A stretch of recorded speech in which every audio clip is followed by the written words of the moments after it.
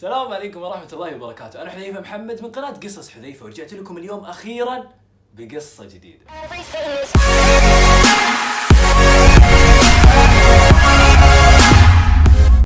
قبل لا نبدأ بقصتنا لليوم حابب أقول شيء بسيط. متأسف جدا على القطعة الطويلة، لكن صدقوني كانت تستاهل الانتظار، وأشياء كثيرة كنت أوعدكم فيها وبإذن الله راح أعلن عنها في نهاية مقطعنا لليوم. خلينا نبدأ بقصتنا لليوم لأني ماني قادر أنتظر. قصتنا لليوم راح تتكلم عن موضوع له فترة منتشر، وكثير منكم أو ما كان أغلبكم قد سمع عن هذا الموضوع من قبل، وهو فيروس كورونا. أنا متأكد أن جميعكم قرأ عن هذا الموضوع مقالات كثيرة من قبل، لكن أمهلني شوية من وقتك وراح أشرح لك كل شيء تحتاجه عن فيروس كورونا من الألف للياء. وليه الناس يظنون أن فيروس كورونا هو تهديد مصطنع وليس مرض مثل بقية الأمراض. خلينا نبدأ بقصتنا اليوم. قبل ما نبدأ بشرح أي تفاصيل للمرض، خليني أشارك معاكم قصة بسيطة لكن تحوي الكثير من التساؤلات والخفايا. في 9 من أكتوبر قبل 3 أشهر فقط من اكتشاف أول حالة لفيروس كورونا، كان هناك مؤتمر في ولاية نيويورك في الولايات المتحدة الأمريكية. أكيد تتساءلون ما علاقة المؤتمر بفيروس كورونا؟ خليني أعطيكم التفاصيل. كان هذا المؤتمر يدعى بإيفنت 201 أو مؤتمر 201. كان هذا المؤتمر يضم جميع الأشخاص اللي يتم الرجوع إليهم لاتخاذ القرارات في أوقات الأزمات. ببساطة أي مشكلة أو أي أزمة يكونون أول المؤثرين في هذه القرارات. إلى الآن لم نتكلم عن سبب عقد هذا المؤتمر بعد جمعهم لأكثر الأشخاص أهمية في الولايات المتحدة الأمريكية بأجمعها. كان هذا المؤتمر بخصوص تنفيذ محاكاة للاستعداد والتجهيز لمجابهة أي أزمة مستقبلية. كانت هذه المحاكاة عن مرض لم يسبق له مثيل، مرض معدي في النهاية كان يقتل أي أحد يصاب به لعدم وجود أي علاج لهذا المرض. الهدف من هذه المحاكاة هو افتراض حصول نفس التهديد المحتمل. ما هي القرارات التي يجب على الولايات المتحدة أن تتخذها؟ وخلال تنفيذ هذه المحاكاة خلال 6 أشهر فقط تم انتقال هذا المرض لجميع أنحاء العالم. مرور أكثر من 18 شهر من تفشي مثل هذا المرض، أكثر من 56 مليون شخص ستزهق أرواحهم. نتيجة هذه المحاكاة كان اتخاذ 7 خطوات أساسية من قبل الولايات المتحدة الأمريكية بدون أي تفكير خلال حدوث مثل هذه الأزمة. راح أترك روابط لجميع تفاصيل هذا المؤتمر والقرارات التي تم اتخاذها من قبل هؤلاء الأشخاص تحت في الديسكريبشن. هل كان هذا الموضوع مجرد مصادفة؟ بعد مرور أكثر من 4 أشهر من حدوث هذا المؤتمر، أول حالة إصابة بفيروس كورونا تم اكتشافها. خلينا نرجع لفيروس كورونا. خلينا نبدأ بأبسط سؤال ممكن: ما هو فيروس كورونا؟ فيروس كورونا هو جزء من عائلة من الفيروسات المسمى بنفس الاسم، وهو 7 الفيروسات المكتشفة من هذا النوع. فيروس كورونا هو مرض معدي ينتقل للبشر عن طريق الحيوانات ويؤثر على الجهاز التنفسي، وللأسف في النهاية يؤدي إلى وفاة صاحبه إذا لم يتم علاجه. الآن خلينا نتكلم عن فيروس كورونا الحالي. خلينا نرجع بالزمان لأول حالة أصيبت بفيروس كورونا. في 31 من ديسمبر في العام الماضي عام 2019 تم اكتشاف حالة خطيرة بين سكان مدينة ووهان في شرق الصين. مدينة ووهان هي من أكبر المدن في شرق الصين. اكتشاف مثل هذه الحالة أصاب الذعر والهلع والخوف بين أكثر من 11 مليون مقيم في مدينة ووهان في الصين. خلينا نتكلم عن سبب هذا المرض. ومثل ما قلنا فيروس كورونا في الغالب ينتقل من الحيوانات للبشر. تم تتبع مصدر المرض في مدينة ووهان إلى سوق لبيع المأكولات البحرية والحيوانات المقتولة حديثاً. العلماء أطلقوا نظرية أن سبب فيروس كورونا الحالي في الصين سببه الخفافيش، لكن الصادم من المكان اللي من المفترض أن المرض ابتدأ فيه لم يوجد فيه أي خفافيش. أطلق العلماء نظرية أخرى أن الخفافيش نقلت المرض إلى إحدى الأفاعي، وبعد ذلك وصل المرض إلى البشر، لكن إلى الآن لا يوجد أي تأكيد رسمي على أن الخفافيش هي المسببة لهذا المرض. خليني أشارك معكم معلومة مهمة بخصوص الفيروس.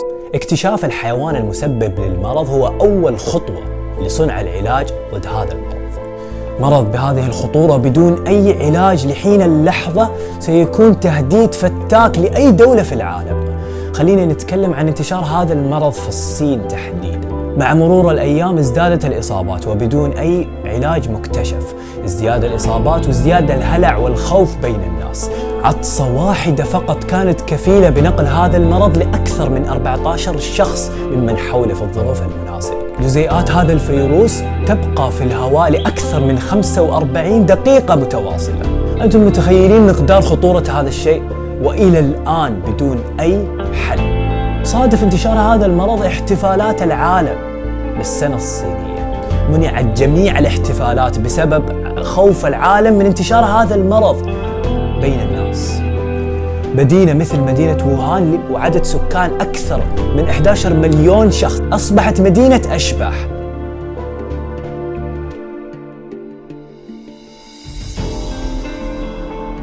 العالم تتساقط في الشوارع بدون أي سبب. سامي هذا اللي وقع هسه عقبالنا، اللي رجعنا هذا المريض. يا الله واقع، هذا ميت، بلش يموت العالم بالشارع. يا الله يا الله يا الله يا الله يا الله. هذا اللي وقع، احنا ماشيين هسه قبل. في وقت كان يجب على المصابين أن يمضوا مع أحبائهم وأقاربهم، كانوا يمنعون من رؤية أي شخص في حجر صحي لحين التأكد من حالتهم. مع جميع التنبيهات لكن إلى الآن الإصابات كانت تزداد. أكثر من 11 مليون شخص منعوا من احتفالات أهم يوم في سنتهم. مقطع فيديو يبين لكم مقدار خطورة هذا الفيروس واحتفال سكان مدينة ووهان بالسنة الصينية.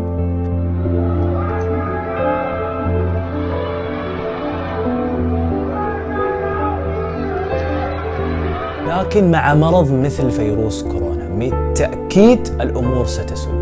ازدادت الإصابات وانتقلت قطعة ووهان لتشمل جميع أنحاء الصين. أي مظهر من مظاهر الحياة توقف في مدينة ووهان. مدينة ووهان أصبحت مدينة أشباح. هذا طريق المطار. عمر الصين، تاريخ الصين ما كان طريق المطار فاضي بهالطريقة هذه. سبحان الله. الفيروس إلى الآن لم يتوقف عند هذا الحد، وانتشر المرض ليشمل مصابين من دول أخرى.